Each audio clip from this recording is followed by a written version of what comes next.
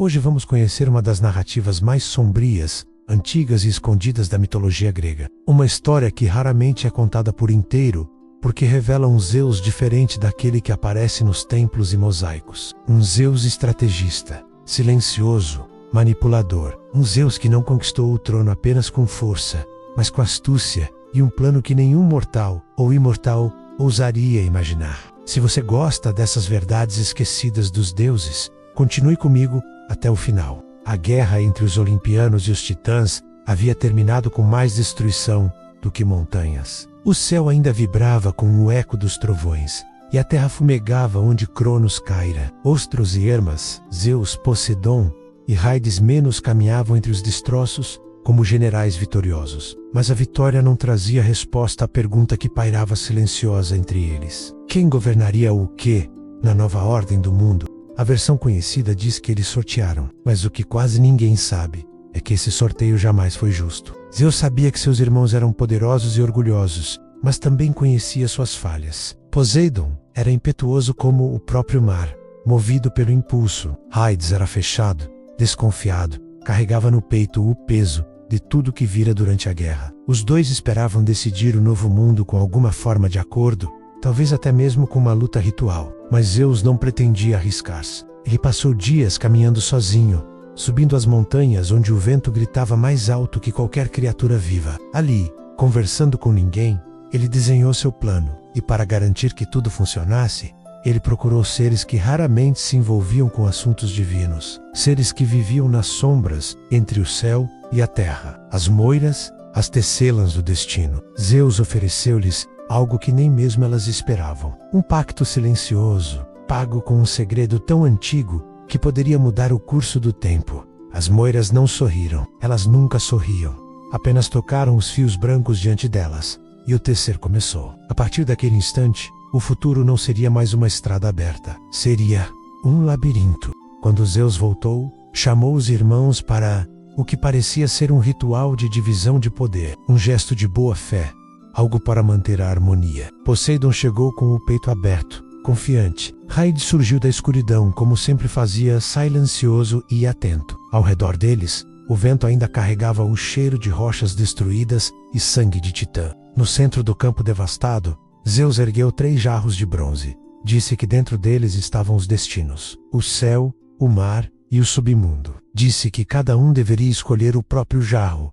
Era simples, era justo e era divino. Mas os jarros estavam encantados. Poseidon, impaciente, escolheu primeiro. Ele levou a mão ao jarro mais brilhante, pensando que a luminosidade refletia a grandeza. Dentro havia o mar, o domínio mais imprevisível e violento, um reino que combinava exatamente com sua alma. Poseidon pareceu satisfeito. Hades aproximou-se do segundo jarro. Ele o observou com cuidado, desconfiado como sempre. O jarro tremia levemente, quase imperceptível. Talvez por isso, Hades acreditou que ali estava algo poderoso demais para ser ignorado. Ao abri-lo, encontrou o submundo, o reino das sombras, o reino que absorve tudo. Seu olhar não demonstrou surpresa. Talvez ele já esperasse algo assim. Talvez sempre soubesse que pertencia ao silêncio. Zeus então pegou o jarro que sobrara, o menos chamativo, o mais simples, e dentro dele estava o céu, o trono do mundo, o comando das tempestades,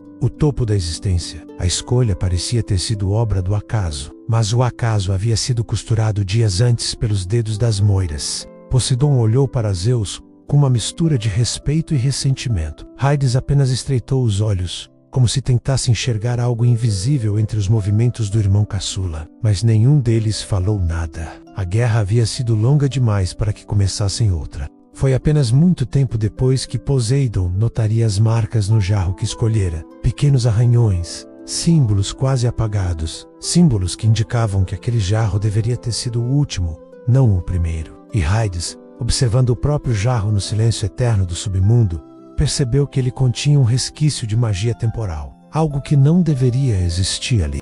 Eles perceberam, mais tarde, demais. Enquanto isso, Zeus subiu ao Monte Olimpo sozinho. A cada passo, o ar ficava mais leve, mais puro, mais cheio de poder. Ao chegar ao topo, sentiu a primeira tempestade se formar ao seu redor como um abraço antigo. Raios se curvaram diante dele. Nuvens giraram como criaturas vivas. Ele não se tornou o rei do Olimpo naquele momento. Ele apenas confirmou aquilo que o destino já havia tecido. Poseidon construiu seu palácio sob as ondas, onde a luz quase não chegava. Hades ergueu seu trono em rochas negras, que pareciam pulsar com o peso de todas as almas. E nas primeiras eras, nenhum deles reclamou, mas algo crescia dentro deles. Uma dúvida amarga, um sussurro de que haviam sido enganados.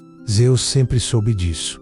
Talvez até esperasse. Por isso manteve o Olimpo repleto de glória, festas e luz, cercado de deuses que o adoravam. A cada novo trovão, reforçava o domínio, como se lembrasse aos irmãos que Ússil era dele, e que ninguém mais tocaria aquele trono. Mas no fundo, Zeus sabia que o que realmente garantiu sua vitória não foi o poder, foi a astúcia, foi o silêncio, foi a capacidade de mover o destino sem que ninguém percebesse. E enquanto reinava, as moiras observavam de longe. Elas nunca interferiam demais, mas ainda seguravam os fios que ele havia trocado por aquilo. E às vezes, nas noites mais tempestuosas, Zeus sentia um arrepio, como se o destino ainda tivesse uma dívida para cobrar.